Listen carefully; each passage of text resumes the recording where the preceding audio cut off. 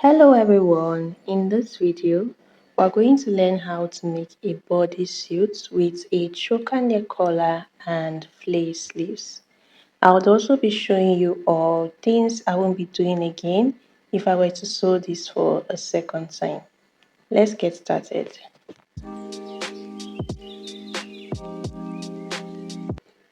Now the first thing we're going to do is to draft our pattern. I marked my start line on the start of the fabric, and on the side I marked 1 inch allowance line for our zip allowance because we're drafting the back and the front together. After that, from the start line I came down to mark the chest line, the bust line, the waistline. From the waistline I came down to mark the crotch line, 1 inch for our button and 1 inch for sewing allowance. Now we're going to do that again. From the start line, we mark the chest line, the bust line, the waistline. From the waistline, you come down to mark your crotch line, 1 inch for button and 1 inch for sewing allowance. When I was done, I went ahead to connect the lines together, and after that, we're going to label the lines. Now, after that, I went ahead to label the lines. We have our chest, bust, waist, crotch, button, and sewing allowance. Now, the next thing I went ahead to do was to find the midpoint between the waist and the crotch. If I were to do this again, it won't be between the waist and the crotch, but instead between your waist and your hip line. We didn't mark this here, but next time, please, it is between your waist and hip line. So I extended the sewing allowance line, and now from the sewing allowance line, we'll take our measurements. I came in by 3 inches and came down by 6 inches to form our V-neck line. From the line again, we'll come in to mark half of the shoulder measurement plus half an inch allowance. We'll mark it again on the chest line, and then we'll connect both points together to form a straight line. On this straight line, we're going to come down by half an inch and connect it to the neckline to form our shoulder slope. From the slope, we'll come up by half an inch and connect it back just for shoulder joining allowance. Now, the next thing I went ahead to do was to draft the armhole. So I found the midpoint of this line and came in from the midpoint by half an inch. On the chest line, I found quarter of the bust measurement plus half an inch allowance, and I connected all these points together to form the armhole.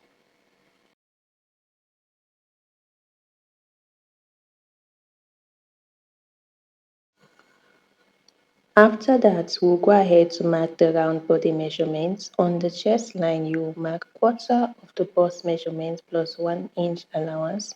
You'll mark the same thing on the bust line. On the waist, you mark quarter of the waist plus 1 inch allowance. Now for this line that we drafted, this is going to serve as where the bodysuit stops on the side before the curve. Now to get the round body measurements of this line, I went ahead to locate where our hip line was, and I marked the round body measurements of our hip line. Now using my ruler, I connected from the hip line to the waist, but while drawing my line, I drew from this line to the waist, as you all can see. So the hip line was just a guide to be able to connect this line to the waist. Now for the remaining parts of the bodies, I went ahead to connect the points that we have marked out together. Now for our flap below, I initially wanted to use 1.5 inches, but when we multiply 1.5 by 2, it will give us 3 inches, which is too wide for our flap. So I used 1 inch instead. So I went ahead to retrace that 1 inch to mark it again on the button side and on the crotch. Now we're going to connect from that our midline to this 1 inch on the crotch. You can use a curved rule, but for me, I decided to use my hand to trace it out because my curved rule was not so long. And when I was done tracing, this is what we have. Now, if you want to use an arc, I came from the midpoint by 5 inches, as you all saw there. Now, the last thing that I went ahead to do was just to mark half an inch allowance on the side of this curve because this is the only side without an allowance. Now that we're done with the front, let's draft the back. So for the back, I came down from the neckline by 1 inch, connected it back to the neck point. Now the next thing that we're going to do at the back is to modify the waist region to remove any form of bulge there. So I came in by 1/2 inch on the waistline, but if I were to do this again, I would come in by 1 inch because my client's waist was deeper and she was on the bigger side. If I were to do this again as well, I would have used my back waistline as my actual waistline for this pattern drafting. And if I were to do this again, maybe I would have drafted the front and the back and modified them separately. Here is an example of a different pattern where I did that. So from the start line, I located the back waistline and I marked it down. Now using the front waistline, I connected it to our back waistline that we just drafted, and then I pinned it down. And after pinning it down, I went ahead to use this pattern to cut out the back. After cutting out the back, I opened up our pin and went ahead to modify the front. So for the front, I just drafted a bust dart. I came down from the bust by 1 inch and connected it to our bust span measurement. After that, I slashed it open and connected both points together while removing the adjustments. Now back to our pattern. I came in by 1/2 inch, connected it to the top and to the hip line, and after that I retraced our zipper allowance line. Now that we're done with that, the next thing that I went ahead to do was to draft the flap. Now for the back flap, I made it a bit longer by 5 inches more. Now this is because we need enough allowance for the back flap to go around the butt and meet the front. It can be 4 or 5 inches. Now as you all can see, I'm connecting our 5 inches directly from the crotch and not from the sewing allowance line. And after connecting the 5 inch, I marked my 1 inch button allowance and 1 inch sewing allowance. After that, I went ahead to connect the line as well as connect our zipper allowance to the end. Now on the crotch line, I came in by 1 inch just like we did for the front. And from the 1 inch, we'll connect it straight up to the waist, not the allowance point, but the waist point. Now I'm using my ruler this time around as a guide because the distance between the waist and the crotch is too wide. So after connecting it, I found the midpoint of the ruler, came in by 2 inches from that midpoint, and used that as a guide to draft my curve. So as you all can see, I'm also using my hand this time again to draft the curve. After that, I extended the 1 inch to our sewing allowance line and I connected them together. Now the next thing I went ahead to do was to add our allowance for the back as well. And after that, the last thing that I went ahead to do was to draft the armhole for the back. So I just connected from the midpoint of that our line to the side, as you all can see. And when I was done, I went ahead to cut the pattern. So as you all can see, I'm cutting for the back first, and when we are done with the back, we'll cut for the front. So using this pattern, I went ahead to cut out the fabric for the back, and this is what we have. Now that we're done cutting the back, the next thing we're going to do is to modify the pattern for the front, as you all can see. And when I'm done with that, I will use it to cut the front. Now the next thing we're going to do is to draft the collar. For this collar, you need your actual round neck measurements, but add extra 1 inch for ease to your measurements.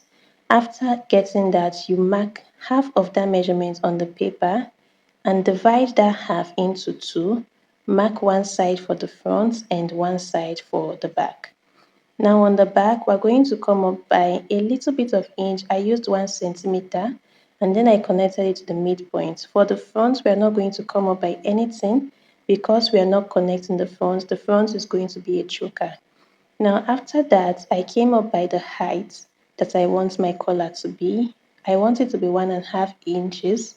So I marked 1.5 inch from the down to the top. And after that, I went ahead to connect them with a ruler.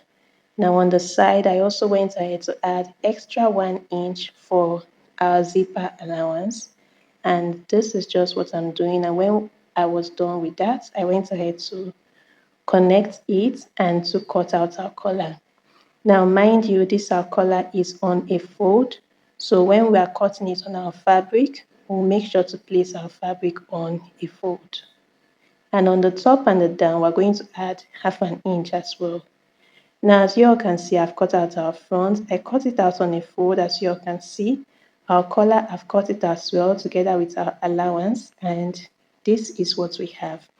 I also went ahead to cut out a paper stay because we want to give our collar a little bit of firmness.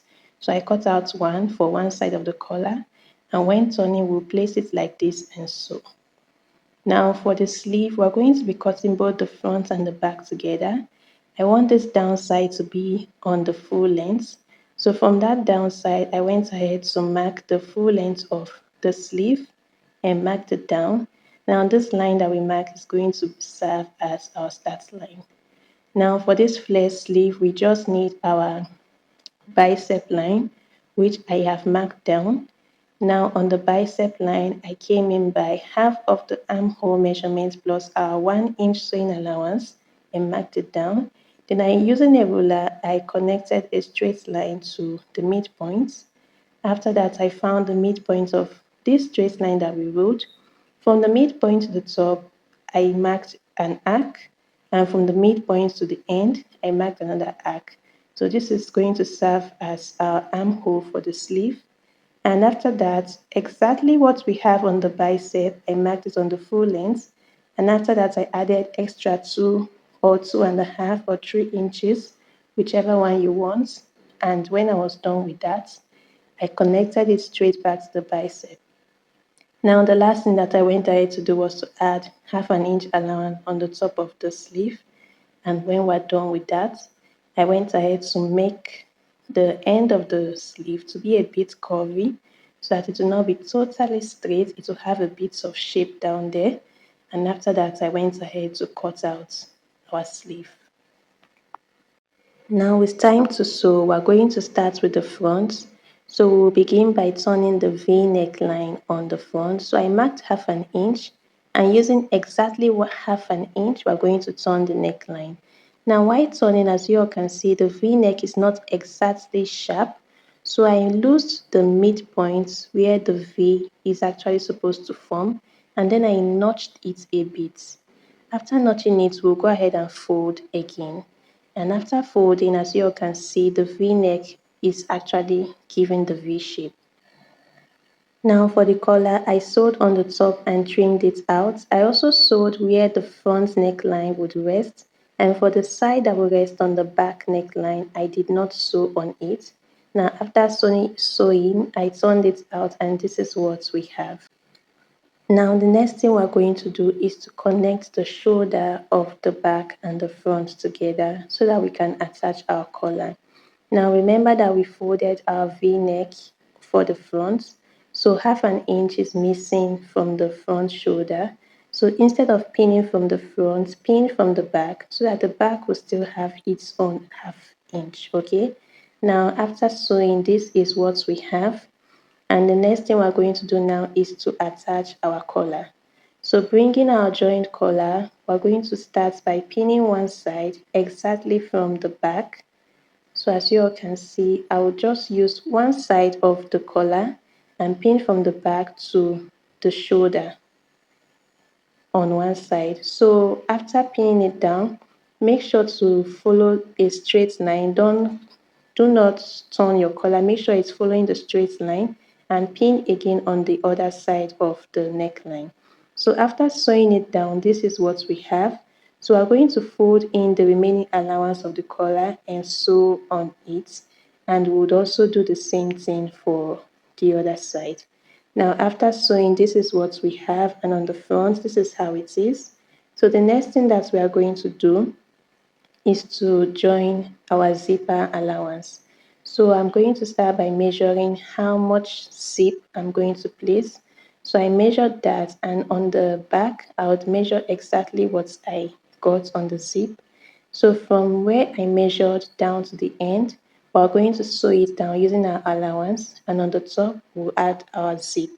So after sewing and joining, this is what we have. Now, one thing I did after sewing was that I used an iron to press that zip part down because this fabric was still a bit stretchy. So when I added my zip, it had a little bit of bump due to the stretchiness of the fabric. But if I were to do this again, I would add a paper stay on the zipper part while attaching my zip. Now the next thing I went ahead to do was to attach our sleeve, placing it midpoint to midpoint.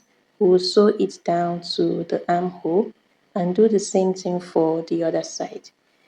Now after sewing, this is what we have. For the sewing allowance on the armhole, I went ahead to fold it using a French seam so that we won't have any rough edges there. Now the last thing I went ahead to do was to sew down this bodysuit using our 1-inch sewing allowance. After sewing, this is what we have. I folded the sewing allowance to remove any form of rough edges. I hemmed the down of the bodysuit. I also fixed button to it as well. On our zip allowance, I also folded it down to remove any rough edges. Now, during fitting, my client said she didn't want the folded edges on the hem because it was giving her a bikini line. So I went ahead to trim out that folded edges, as you all can see. Now, this is a seamless bodysuit, as you all can see, and it will actually make the bikini parts seamless. There won't be any form of bikini line there. So this is it for our bodysuit. If you also want your seamless, you can just keep the hemming of the down parts. Now, if you found my tutorial helpful, please give it a thumbs up, subscribe, comment, and share to someone out there. Thank you.